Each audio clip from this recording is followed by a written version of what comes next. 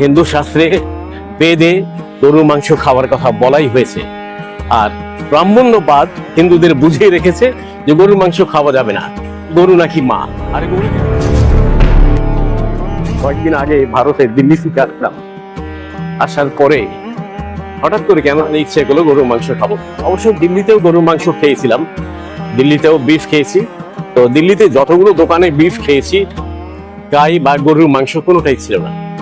তো যখন জিজ্ঞেস করলো, আমি তো প্রথমে যখন ফার্স্টে দিল্লিতে খাওয়া দাওয়া করেছি মনে করেছি বিফ খাচ্ছি, আসলে বিফ টিফ না, বিফ বলা হয় ওখানে মহিষের মাংসকে।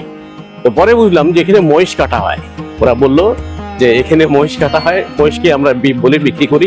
যাই হোক, মহিষের মাংস খেয়েছি সমানে। আর বাংলাদেশে মহিষ খুব কম কাটা হয়, এখানে গরু বা গাই ষাঁড় এগুলো বেশি কাটা হয়।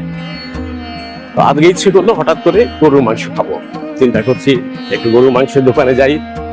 গরুর মাংস খেতে তো হিন্দু শাস্ত্রেও নিষেধ নেই, হিন্দু শাস্ত্রে ব্রাহ্মণ্যবাদ বুঝিয়ে রেখেছে যে গরুর মাংস খাওয়া যাবে না। অথচ বেদ ঘেটে দেখা যাবে যে বেদের কোথাও গরুর মাংস খাওয়া নিষেধ তো নাই, উপরন্তু বেদের পুরোহিতরাই ব্রাহ্মণরাই একসময় গরুর মাংস খেত। আমি ডিসক্রিপশনে এর পুরো সম্পূর্ণ বিবরণ বা প্রমাণটা দিয়ে দেব, দয়া করে একটু করে নেবেন। বেদে গরুর মাংস নিষেধ নাই, বেদে গরুর মাংস খাওয়ার কথাই বলা হয়েছে। এগুলো বাদ দিলাম, তো হঠাৎ করে ইচ্ছে করলো যে গরুর মাংস খাবো। চলে যাচ্ছি একটা গরুর মাংসের দোকানে, শুনেছি ওখানে গরুর মাংসের দাম নাকি একটু কম। এখন গরুর মাংসের দোকানে যাব, গরুর মাংস কত করে কি আপনাকেও দেখাবো আমি। তো ওখানে কিছু গরুর মাংস কিনে আজকে খাবো, যেহেতু গরুর মাংস মুসলিম শাস্ত্রে তো নিষেধ নাই, এমনকি হিন্দু শাস্ত্রেও নিষেধ নাই গরুর মাংস। হিন্দু শাস্ত্রে বেদে গরুর মাংস খাওয়ার কথা বলাই হয়েছে। আর ব্রাহ্মণ্যবাদ হিন্দুদের বুঝিয়ে রেখেছে যে গরুর মাংস খাওয়া যাবে না, গরু নাকি মা। মন্দিরে যে ঢোলটা বাজানো হয় সেই ঢোলের চামড়াটা কিন্তু গরুর মাংসেরই। তাহলে গরু যদি বধ না হতো, গরু যদি হত্যা করা না হতো, তাহলে তার চামড়াটা কোত্থেকে আসলো? তার চামড়া দিয়ে ঢোল বানিয়ে পুজোর সময় সেটাকে সুন্দরভাবে বাজানো হবে, তাতে তো কোনো নিষেধ হয় না।